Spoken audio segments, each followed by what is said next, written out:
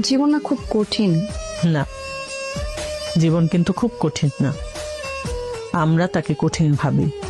জীবন হচ্ছে প্রতিদিনের শিক্ষা, কেউ সেখান থেকে শিখে, কেউ হার মেনে যায়। এত কিছু মাঝখানে শান্তি কোথায় পাবো?